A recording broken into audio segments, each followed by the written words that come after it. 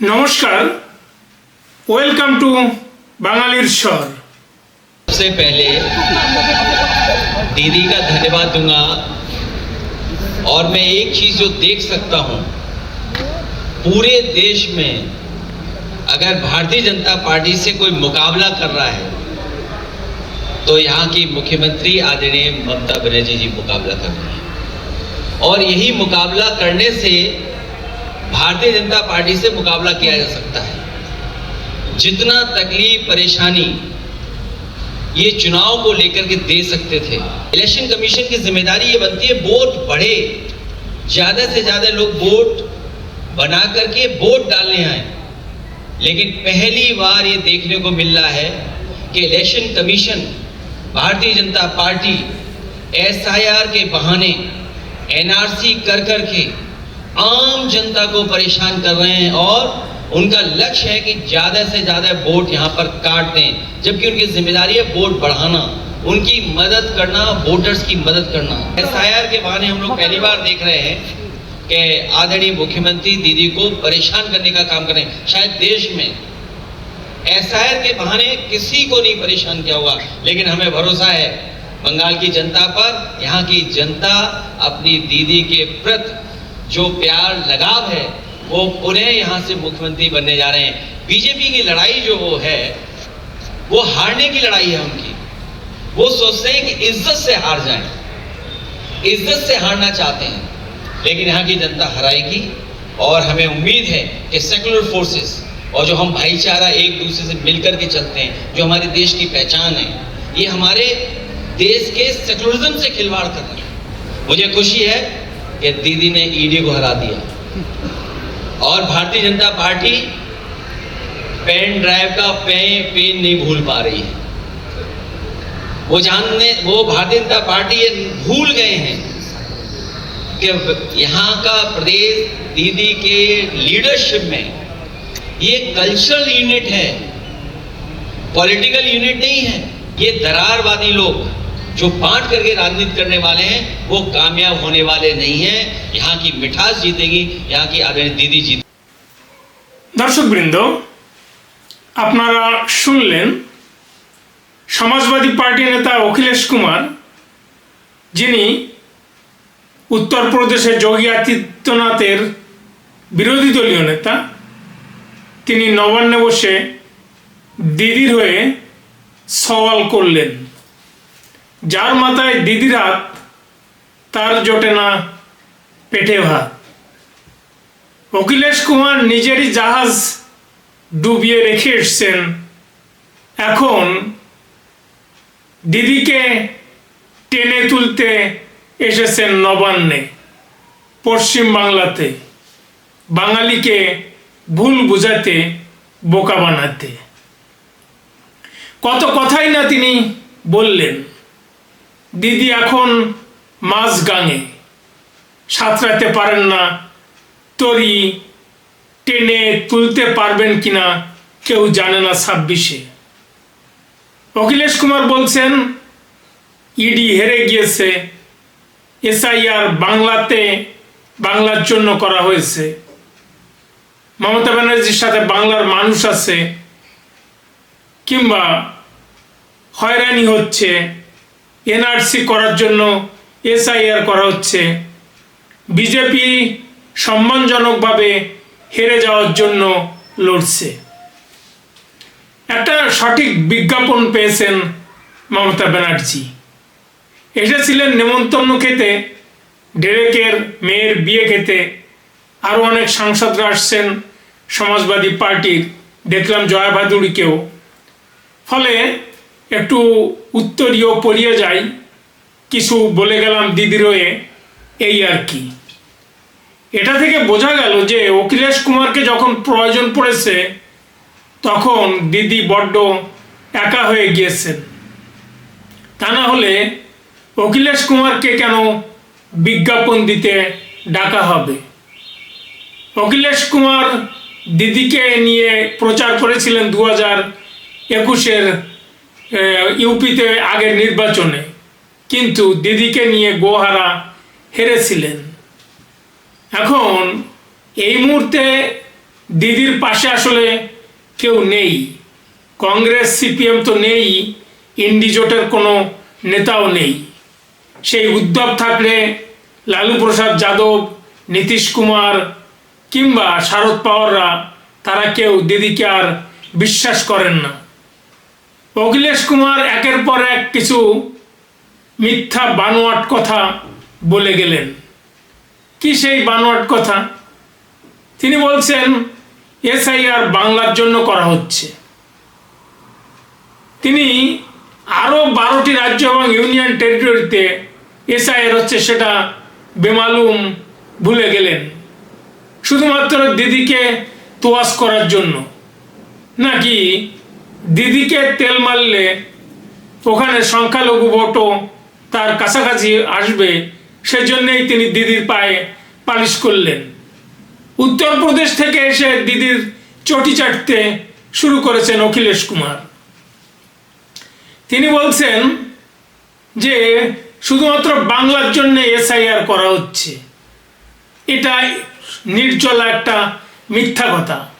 তাও আবার প্রেস কনফারেন্সে দাঁড়িয়ে তিনি কথা বলছেন। হায় রে অখিলেশ কুমার, ইউপির 20 কোটির বেশি মানুষ তারা আপনার কথা শুনছে।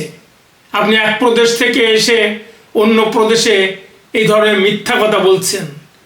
হয়রানি হচ্ছে বাংলার মানুষের।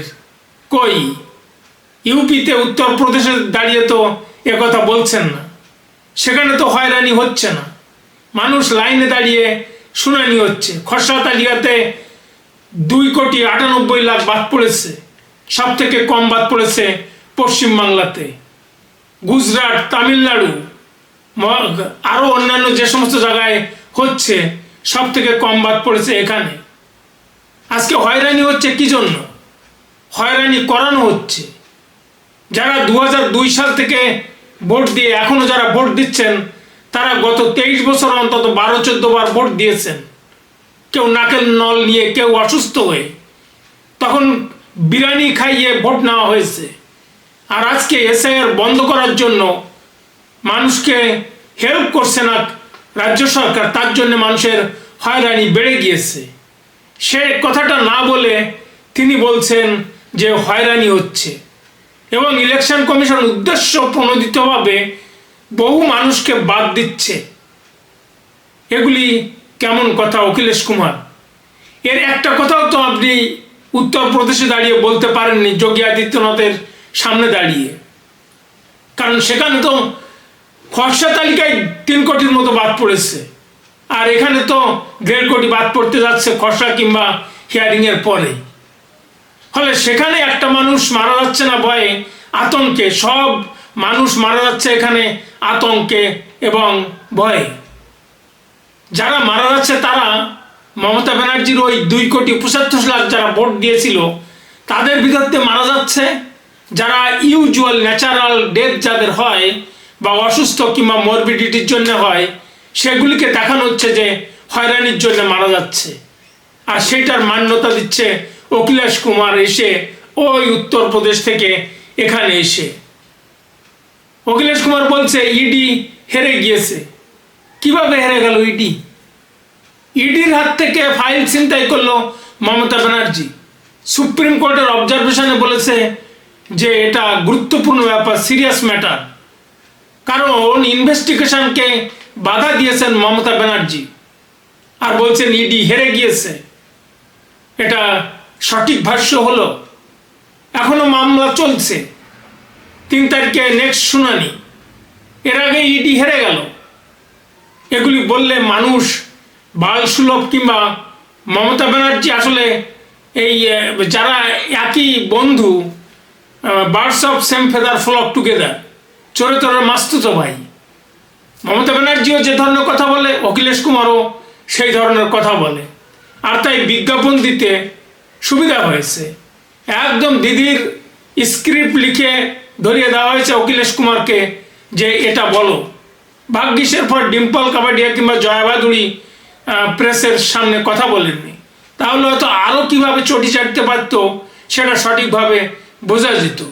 যে মামলা শুনানি চলছে, যে মামলাতে সুপ্রিম কোর্ট বিচার দিয়েছে যে সমস্ত নথিপত্র পেন ড্রাইভ কিংবা মোবাইল কিংবা ল্যাপটপ সব গচ্ছিত রাখতে হবে, সব কিছু সেভ করে রাখতে হবে।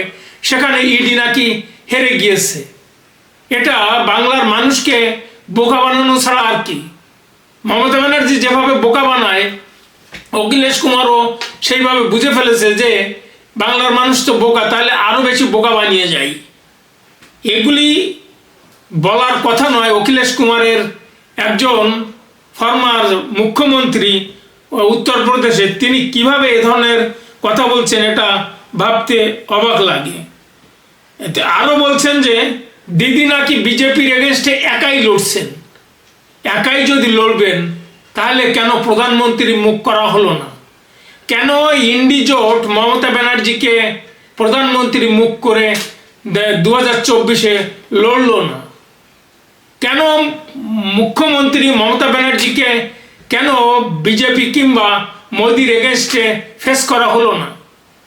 আর যদি সত্যি সত্যি উনি একাই লড়তেন, লড়াটা বাংলার মানুষ দেখেছে। সে লড়াইটা তো যদি ক্ষমতা থেকে সরে যে লড়তেন তাহলে বুঝতাম কত বড় ক্ষমতা মমতা ব্যানার্জির। অখিলেশ কুমার আসলে মান্যতা দিচ্ছেন মমতা ব্যানার্জির এই ভোট রিগিং, চুরি, গুন্ডামি, ধর্ষণ, রাহাজানি এগুলিকে মান্যতা দিচ্ছেন। মানুষকে বোকা বানিয়ে সেই মান্যতা দিচ্ছেন। মমতা ব্যানার্জি যদি এতই ক্ষমতা থাকতো, ক্ষমতা থেকে সরে গিয়ে লড়ে দেখুন। রাষ্ট্রপতি শাসনে যদি ইলেকশন হয় তাহলে বোঝা যাবে মমতা ব্যানার্জি কতটা লড়াকু, কতটা লড়তে পারেন। ব্যাকরণ কিংবা ভূগোল পড়িয়ে মমতা ব্যানার্জিকে বড় করে দেখানো যেতে পারে চটি চাটার জন্য। কিন্তু বাস্তবতা হলো এই, তিনি এখন সর্বভারতীয় দল থেকে আঞ্চলিক দলে রূপান্তরিত হয়েছেন। সিলেক্ট তো করেছেন ত্রিপুরা, গোয়া কিংবা মেঘালয়, একটাও তো কিছু করতে পারেননি। সব জায়গায় জামানত হেরেছে, জামানত বাজেয়াপ্ত হয়েছে। ফলে অখিলেশ কুমার যা বলছে দিদি একাই লড়ছেন, শুধুমাত্র ইলেকশন 2021-এ বিজেপি হেরে গেছে, তারপরও 77টা সিট তারা পেয়েছে। একবার 18টি এমপি কিংবা এবার 12টি আসন পেয়েছে এমপি ইলেকশন, লোকসভা ইলেকশনে। অখিলেশ কুমার বলছে একাই লড়ছেন। কেন? আপনিও তো লড়ছেন উত্তরপ্রদেশে, সেখানেও তো হেরে বসে আছেন। এখন আপনি দিদিকে নিয়ে যদি লড়তে চান সেটা ভিন্ন কথা। সেটা তো সে ফল তো আপনি পেয়েছেন এর আগের বিধানসভা ইলেকশনে। এখন ব্যাপারটা হলো মমতা ব্যানার্জির পাশে কেউ নেই, সংখ্যালঘু ভোট ভাগ হয়ে যাচ্ছে। আগে হুমায়ুন কবির ছিল, কিংবা নওশাদ সিদ্দিকী বড় একটা ভোট কাটতে পারেনি। সংখ্যালঘু ভোট এখন মিমের দিকে, আসাদুদ্দিন ওয়েসির দিকে চলে যাচ্ছে। ফলে মমতার ইন্ডিজোটের নেতারা নেই, এই সমস্ত সংখ্যালঘু সম্প্রদায়ের নেতারা নেই। ফলে একজন সংখ্যালঘুদের ভোটে যিনি জেতেন তাকে এনে মমতা ব্যানার্জি খাড়া করেছেন একটা বার্তা দিতে সংখ্যালঘুদের। কারণ অখিলেশ কুমারের মেজর ভোট পার্ট হলো সংখ্যালঘুরা উত্তরপ্রদেশের। তিনি একজন সংখ্যালঘু নেতা। মমতা ব্যানার্জি যেরকম সংখ্যালঘু ভোটে জিতে নেতা হয়েছেন, মুখ্যমন্ত্রী হয়েছেন, সংখ্যালঘু নেতাই বলা চলে। ঠিক অখিলেশ কুমারও তাই। এখন মমতা ব্যানার্জি এটা চুজ করে না চুজ করতে পেরেছেন, পছন্দ করতে পেরেছেন উদ্ধব ঠাকরে কিংবা শারদ পাওয়ারকে, তাই তিনি অখিলেশ কুমারকে ধরে পশ্চিমবাংলার সংখ্যালঘুদের একটা বার্তা দিতে চাচ্ছেন, দেখো সংখ্যালঘুরা মমতাদির পরে, মমতা ব্যানার্জির উপরে বিশ্বাস রাখে, ফলে তোমরাও বিশ্বাস রাখতে পারো। শুধু কি তাই, মমতা ব্যানার্জির মাথায় আরো অনেক কিছু ঘুরছে। এর ভিতরে শোনা যাচ্ছে দিল্লিতে যাবেন 2রা ফেব্রুয়ারি, ইডির মামলা 3 তারিখে শুনানি, তার আগে হঠাৎ করে দিল্লি যাচ্ছেন তড়িঘড়ি করে। ব্যাপারটা কি, আসলে ঘটনাটা কোন দিকে যাচ্ছে? ওখানেও কি কংগ্রেসকে ভাও করার জন্য কি মিটিং হবে নাকি, নাকি সমঝোতা করতে বিজেপির সাথে ইডির ইনভেস্টিগেশন নিয়ে? কে জানে, আমরা তো ছোট চুনোপুটি, আমরা এগুলি কিভাবে বলবো। কিন্তু মমতা ব্যানার্জি সমস্যা না পড়লে কখনো দিল্লি যান না। মিডিয়া বলছে SIR এর আবহে কিন্তু আসল উদ্দেশ্যটা কি? কংগ্রেস কিংবা সিপিএম এর ঊর্ধ্বতন নেতৃত্বের সঙ্গে কথা বলে পর্দার আড়ালে কি অন্য কিছু রান্না হবে, নাকি একটা জোট তৈরি হবে কংগ্রেস, সিপিএম কিংবা তৃণমূল সহ একসঙ্গে মমতা ব্যানার্জির নেতৃত্বে? নাকি ইডি যে ইনভেস্টিগেশন করছে, ফাইল চুরির ইনভেস্টিগেশন যেটা আদালতে, সেখানে বড় কিছু যাতে না হতে পারে, অথবা মনিরুল ইসলামকে এখনো গ্রেপ্তার করা হয়নি, তার জন্য কি একটা নেগোসিয়েশনের ব্যাপার আসবে নাকি? সেজন্যই কি তড়িঘড়ি করে দিল্লি যাচ্ছেন? এসআইআর তিনি বন্ধ করতে পারবেন না। জ্ঞানেশ কুমারের উপরে যতই হুমকি ধামকি, লন্ডভন্ড, জীবন দিয়ে দিব, বুকের উপর দিয়ে এসআইআর যাবে, রক্তগঙ্গা বইয়ে দিব, যতই আগুন জ্বালানোর কথা বলুন না কেন, এসআইআর হবে। জ্ঞানেশ কুমার এসআইআর বন্ধ করছে না। 1.5 কোটির মতো বাদ যাবে, যতই হয়রানির গল্প হোক না কেন, কিংবা বিএলওকে কিংবা অবজারভারকে চড় মারা হোক না কেন, বিডিও অফিস ভেঙে চুরমার করা হোক না কেন, তারপরেও এসআইআর হবে। অনুপ্রবেশকারীরা, অবৈধ ভোটাররা বাদ যাবে। তাই অখিলেশ কুমার বিজ্ঞাপন হয়ে আসুক, আর অন্য কোনো বিজ্ঞাপন দিয়ে দিদির প্রশংসা করে জনগণের মন ভুলিয়ে এবার আর ভোট কালেক্ট করা যাবে না। ফলে অখিলেশ কুমার যতই বাঙালিদেরকে টুপি পরানোর চেষ্টা করুন না কেন, বাঙালি এবার আর টুপি পরবে না। অখিলেশ কুমারকে দরজা দেখিয়ে দিয়েছে যোগী আদিত্যনাথ। এবার শুভেন্দু অধিকারীরা, শ্রমিক ভট্টাচার্যরা দিদিকেও ঠিকমতো দরজাটা দেখিয়ে দিবে। এ পর্যন্তই। আপনারা দেখতে থাকুন, শুনতে থাকুন বাঙালির স্বর, আপনার স্বর। ধন্যবাদ।